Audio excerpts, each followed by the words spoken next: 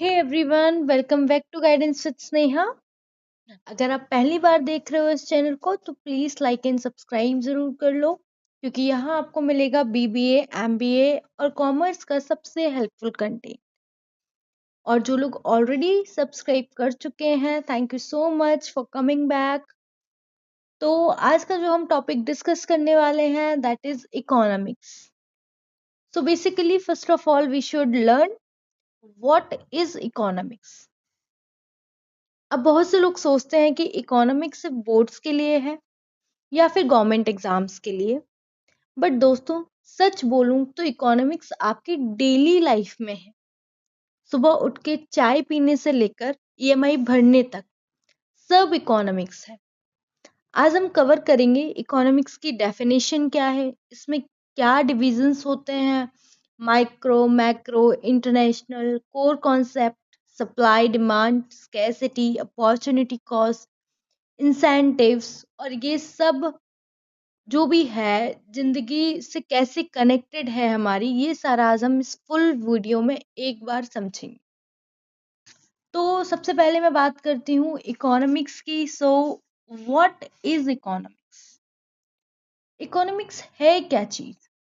Simple words में बोलूं तो इकोनॉमिक्स की एक ऐसी स्टडी है जो एग्जामाइन करती है कि हम लिमिटेड रिसोर्सेज को अनलिमिटेड वांट्स के साथ कैसे बैलेंस करें। अब यहाँ एक इंपॉर्टेंट वर्ड है दैट इज स्कैसिटी। स्कैसिटी मतलब क्या होता है कि रिसोर्सेज लिमिटेड है, लेकिन इंसान की जो जरूरतें हैं, विशेस, वांट्स जो हैं, वो अनलिमिटेड है। सोचो, तुम्हारे पास 500 रुपए हैं। अब तुम क्या करोगे? बुक्स खरीदोगे, खाना ऑर्डर करोगे, मूवी देखोगे। बट आप सब सारी चीजें एक साथ नहीं कर सकते। यही इकोनॉमिक्स का एग्जाम्पल है। अगर आप समझो तो कि आपके पास जो पैसे हैं वो लिमिटेड हैं। इट्स मीन्स कि आपके पास रिसोर्सेज जो हैं वो आपके लिमिटेड हैं, बट आपकी वांट्स जो हैं, विशेस जो हैं, वो आपकी अनलिमिटेड है। तो इकोनॉमिक्स जो आपको बेसिकली जो आंसर देता है वो इन्हीं मेजर क्वेश्चंस का आंसर देता है। अब वो 3 इंपॉर्टेंट क्वेश्चंस होते हैं। सबसे पहला, what to produce, how to produce, for whom to produce. Like क्या बनाना चाहिए, कैसे बनाना चाहिए और किसके लिए बनाना चाहिए। ये तीनों सवाल इंडिविजुअल लेवल पे भी आते हैं, बिजनेस लेवल पे भी और गवर्नमेंट लेवल पर भी। और एक इम्पॉर्टेंट कॉन्सेप्ट है ट्रेड ऑफ। जब भी हम कोई चॉइस करते हैं, हम कुछ ना कुछ छोड़ देते हैं। ये ट्रेड ऑफ है, इकोनॉमिक थिंकिंग की फाउंडेशन है। क्लियर हुआ? ग्रेट। अब चलते हैं नेक्स्ट पार्ट की तरफ, इकोनॉमिक्स में डिविजन्स। अब देखो, अब बेसिकली इकोनॉमिक्स 3 मेजर पार्ट्स में डिवाइड होती है। एक एक करके हम समझते हैं।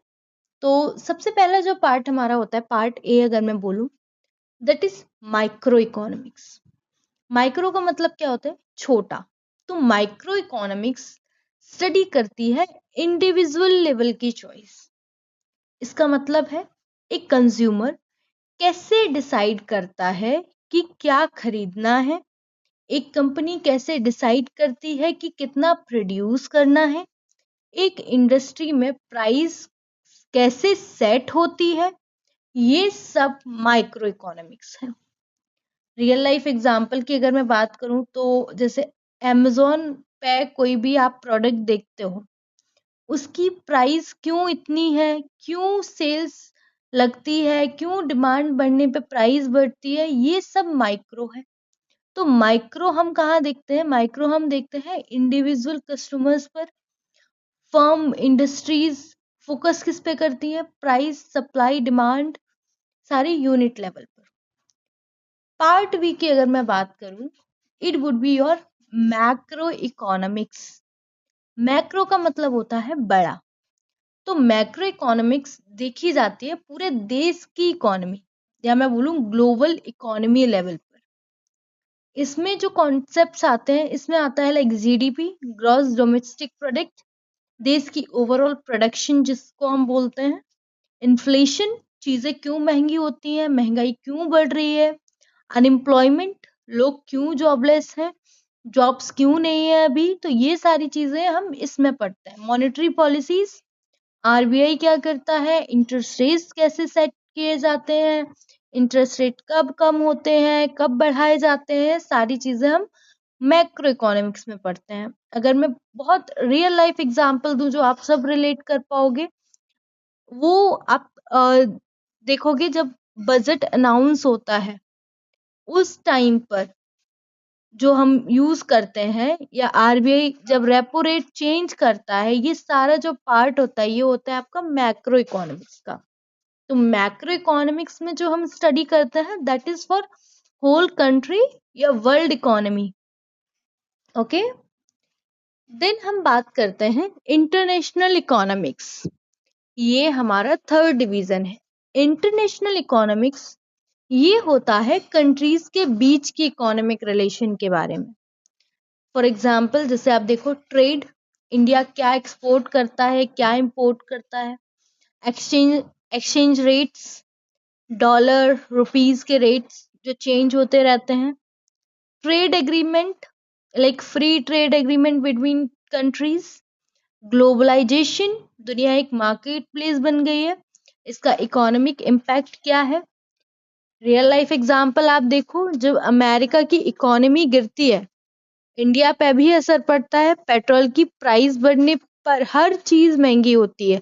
ये इंटरनेशनल इकोनॉमिक्स है, राइट। तो अब देखो, माइक्रो हमने देखा इंडिविजुअल लेवल पर, मैक्रो हमने देखा कंट्री लेवल पर, और इंटरनेशनल में हमने क्या देखा कि कंट्रीज के बीच में जो इकोनॉमिक रिलेशन जो बन रहा है वो हम इंटरनेशनल लेवल पे पढ़ते हैं।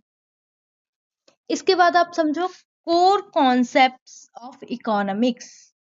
कोर कॉन्सेप्ट्स, अब यहाँ सबसे इंपॉर्टेंट पार्ट आ रहा है इकोनॉमिक्स का। इकोनॉमिक्स के 4 कोर कॉन्सेप्ट्स होते हैं। ये कॉन्सेप्ट्स अगर आपके क्लियर हो गए तो आपको पूरी इकोनॉमिक्स समझ आ जाएगी, आपको समझ आ जाएगा कि आपको अप्लाई कैसे करना है। आप नोट कर सकते हो, लाइक जैसे फर्स्ट जो कॉन्सेप्ट है हमारा that is supply and demand. ये इकोनॉमिक्स का मोस्ट इम्पॉर्टेंट, मोस्ट पावरफुल और मोस्ट बेसिक कॉन्सेप्ट है। डिमांड का मतलब क्या होता है, कंज्यूमर्स क्या खरीदना चाहते हैं, कितनी प्राइस पर। ये जब तक आप नहीं समझोगे आपको नहीं समझ आएगा व्हाट टू प्रोड्यूस। आपको पहले डिमांड समझनी रहेगी कि जो कंज्यूमर्स हैं वो आपसे लेना क्या चाह रहे हैं। सप्लाई मतलब कि प्रोड्यूसर्स जो हैं, कंपनीज जो हैं, वो कितना प्रोड्यूस करना चाहती हैं, कितनी प्राइस पे वो चीज प्रोड्यूस हो रही है। अगर आप देखो जब डिमांड ज्यादा हो और सप्लाई कम हो तो प्राइस बढ़ती है, और जब सप्लाई ज्यादा हो डिमांड कम हो तो प्राइस गिरती है, राइट। रियल लाइफ एग्जांपल अगर आप देखो, मैंगो के सीजन में जनवरी में आम बहुत महंगा है, क्यों, क्योंकि सप्लाई कम है, और मई और जून में वही बहुत ज्यादा सस्ता हो जाता है, क्यों, क्योंकि सप्लाई बहुत ज्यादा है। एक और एग्जांपल देखो, कोविड के टाइम पर कितनी सारी वेंटिलेटर्स की जो प्राइस थी वो बढ़ी हुई थी, क्यों, क्योंकि उस टाइम डिमांड बहुत ज्यादा थी बट सप्लाई उतनी ज्यादा नहीं थी। तो सिंपली सप्लाई और डिमांड इनवर्सली प्रोपोर्शनल है एक दूसरे की। अगर डिमांड बढ़ेगी तो सप्लाई कम हो जाती है, लाइक प्राइस अगर बढ़ती है तो समझो कि डिमांड बढ़ रही है और सप्लाई उसकी कम हो रही है, ठीक है। उसके बाद सेकंड कॉन्सेप्ट जो हमारा आता है दैट इज स्कैरसिटी। ये पहले भी थोड़ा मेंशन किया था और अब थोड़ा डीपर जाते हैं हम इसमें कि स्कैरसिटी होती क्या है। स्कैरसिटी क्या होती है, रिसोर्सेज लिमिटेड हैं, वांट्स अनलिमिटेड हैं। अब आप समझो रिसोर्सेज होते क्या है। रिसोर्सेज में हम अपना मेंशन करते हैं like time, money, land, labour, capital, ये सब लिमिटेड है। अगर आप समझो कि एक, अगर मैं एग्जांपल दूं कि एग्जाम के टाइम पे 5 सब्जेक्ट्स हैं, 3 बाकी हैं, आप सब एक टाइम पे एक ही सब्जेक्ट पढ़ सकते हो, एक टाइम में सारे सब्जेक्ट्स आप नहीं पढ़ सकते, दैट इज स्कैरसिटी। सेम हम बिजनेस एग्जांपल अगर हम देखें कि एक फैक्ट्री के पास लिमिटेड रॉ मटेरियल है, अब उसको डिसाइड करना पड़ेगा ना कि उसको क्या प्रोडक्ट बनाना है। पता तो है कि मार्केट में बहुत ज्यादा डिमांड है, बट उस डिमांड को आप फुलफिल कर पा रहे हो या नहीं कर पा रहे हो, वो चीज भी तो आपको देखनी रहेगी। तो जब आपके पास लिमिटेड रिसोर्सेज है तो आपको ये चीज समझनी पड़ेगी कि आपको क्या बनाना चाहिए, क्या नहीं बनाना चाहिए। ठीक है। स्कैसिटी की जरूरत जो है वो हम इसीलिए भी है इकोनॉमिक्स में, जिससे हम वाइजली चूज कर सकें कि हमें क्या क्रिएट करना चाहिए और क्या क्रिएट नहीं करना चाहिए, जिससे हमारे जो रिसोर्सेज हैं वो वेस्ट ना हो। अब हम बात करते हैं जो हमारा थर्ड कॉन्सेप्ट है, दैट इज अपॉर्चुनिटी कॉस्ट। ये मेरा पर्सनल फेवरेट कॉन्सेप्ट है और एग्जाम्स में भी बहुत इंपॉर्टेंट है। अपॉर्चुनिटी कॉस्ट क्या होती है? जो चीजें आपने चूज नहीं की उसकी वैल्यू। अब सिंपल से आप समझो, जब भी आप कुछ चूज करते हो आप कुछ और छोड़ देते हो, और जो छोड़ा है that is opportunity cost.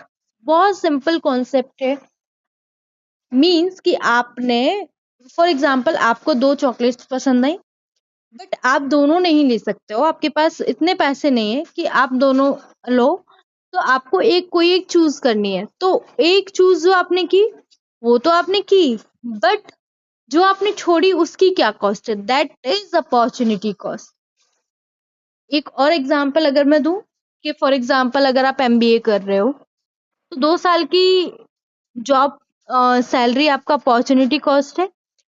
MBA की वैल्यू उस सैलरी से ज्यादा होनी चाहिए, तभी डिसीजन रेशनल होगा। इट्स मीन्स कि जो आपने चूज किया है वो आपको प्रॉफिट देना चाहिए, that is your opportunity cost.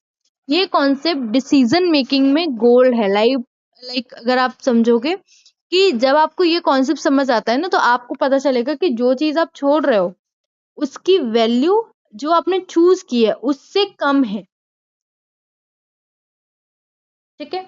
उसके बाद जो कॉन्सेप्ट 4 है that is incentives. Last concept है इंसेंटिव्स। ये वो फैक्टर्स होते हैं जो लोगों को कुछ करने के लिए मोटिवेट करते हैं। इकोनॉमिक इंसेंटिव्स क्या होता है? प्राइस, अगर प्राइस ज्यादा मिलेगी प्रोड्यूसर ज्यादा प्रोड्यूस करेगा। सैलरी, वेजेस, ज्यादा सैलरी मिलने पर लोग ज्यादा मेहनत करेंगे। प्रॉफिट, कंपनीज को अगर प्रॉफिट होगा तो कंपनी ज्यादा इनोवेट करती है चीजें। इंसेंटिव का मतलब ही क्या होता है? इंसेंटिव मतलब होता है कि आपको उस चीज के लिए एक्स्ट्रा एफर्ट्स करने हैं, तब आपको एक पॉइंट पे जाकर के कुछ मिलता है। तो इट्स मीन्स कि कुछ फैक्टर्स ऐसे होते हैं जो आपको मोटिवेट करते हैं किसी चीज को खरीदने पे और किसी चीज को छोड़ने पे। अगर मैं एक बहुत रियल लाइफ एग्जांपल दूं, बहुत बार हमारे साथ होता है, जोमेटो हमें डिस्काउंट देता है। कभी कभी हम बहुत टाइम से नहीं ऑर्डर कर रहे होते तो हमारे पास कुछ कूपन्स आ जाते हैं।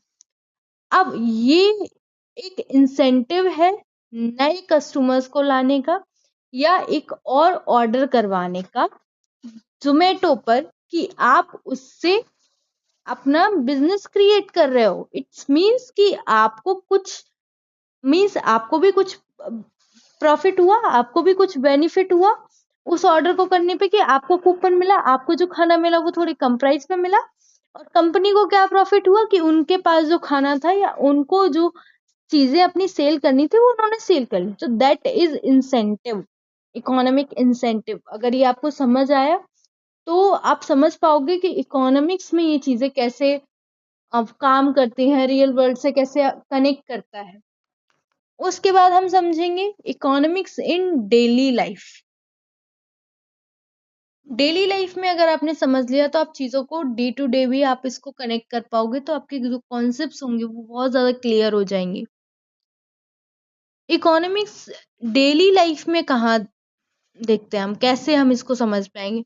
सबसे पहले हम पर्सनल लाइफ की बात करते हैं। जो हमारे पर्सनल जो खर्चे होते हैं हम उसकी बात करते हैं। आप सुबह उठते हो और सोचते हो आज क्या खाना है, बजट कितना है, ईएमआई कितनी बची है, सेविंग की पॉलिसीज क्या है, बजटिंग, सेविंग, इन्वेस्टिंग, ये सब इकोनॉमिक्स है। अपना पर्सनल फाइनेंस मैनेज करना, एक मिनी इकोनॉमी मैनेज करना है। अपॉर्चुनिटी कॉस्ट आता है जब आप सोचते हो फोन अपग्रेड करूं या ट्रिप पे जाऊं। सप्लाई डिमांड आता है जब पेट्रोल महंगा होता है तो सब कुछ महंगा हो जाता है। क्लियर हो रहा है? लेवल 2 पे जाओगे बिजनेस वर्ल्ड में। हर बिजनेस डिसीजन इकोनॉमिक लॉजिक पे ही बेस्ड होता है। प्राइस सेट करने से लेकर के डिमांड सप्लाई का एनालिसिस करना, प्रोडक्शन डिसाइड करना, रिसोर्सेज और कॉस्ट का बैलेंस करना, हायर करना, फायर करना, labour market economics, marketing spend करना, रिटर्न और इन्वेस्टमेंट कैलकुलेशंस। अगर आप एमबीए कर रहे हो और फ्यूचर में बिजनेस में जाना चाहते हो, इकोनॉमिक्स आपकी बैकबोन है। आप ये समझ के चलिए, अभी 11th-12th में हो तो आप इसको स्टार्टिंग से ही थोड़ा क्लियर करके चलो तो आपको बाद में इशू नहीं आएगा। उसके बाद गवर्नमेंट पॉलिसीज, सरकार जो भी बड़े डिसीजंस लेती है सारे इकोनॉमी बेस्ड होते हैं।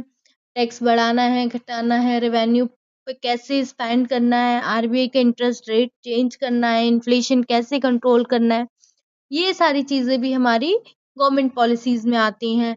उसके बाद एफडीआई पॉलिसीज, फॉरेन इन्वेस्टमेंट को देखना, वो सारी चीजें भी इकोनॉमिक्स में आती हैं। जब आप इकोनॉमिक्स को थोड़ा समझ पाओगे तब आपको ये चीजें और बेटर तरीके से समझ आने लगेंगी। इतना क्लियर हुआ? Very well done. चलो दोस्तों, तो थोड़ा हम देखते हैं कि आज हमने क्या क्या सीखा। Economics, study of how limited resources are allocated to unlimited wants. Choice plus scarcity is equal to economics. Main division हमने देखा जिसमें हमने माइक्रो, मैक्रो, इंटरनेशनल तीनों लेवल्स पे हमने देखा। Micro for individual, macro for economy, for like country economy, international cross country trade and finance. Core concept हमने समझा, supply and demand, prices, scarcity, opportunity cost, incentives. उसके बाद हमने देखा कि हम अपनी पर्सनल लाइफ में कैसे उसको कर सकते हैं, बिजनेस डिसीजंस कैसे कर सकते हैं, गवर्नमेंट पॉलिसीज कैसे इम्पैक्ट कर रही हैं। तो ये था आज का वीडियो, व्हाट इज इकोनॉमिक्स, एकदम बेसिक से लेकर के रियल लाइफ कनेक्शंस तक। अगर आपको ये वीडियो हेल्पफुल लगी तो एक लाइक जरूर करें, शेयर करो अपनी क्लासमेट्स के साथ क्योंकि उन्हें भी ये समझना चाहिए। सब्सक्राइब करो अगर अभी तक नहीं किया है, बेल आइकॉन भी दबा दो क्योंकि ऐसे ही वीडियोस रेगुलरली आती रहती हैं। कमेंट सेक्शन में बताओ इकोनॉमिक्स में आपका कौन सा कॉन्सेप्ट सबसे इंटरेस्टिंग है, आपको क्या सबसे ज़्यादा इंटरेस्टिंग लगा, कोई कंफ्यूजन है वो भी आप पूछ सकते हो, मैं ज़रूर रिप्लाई करूंगी। Thank you.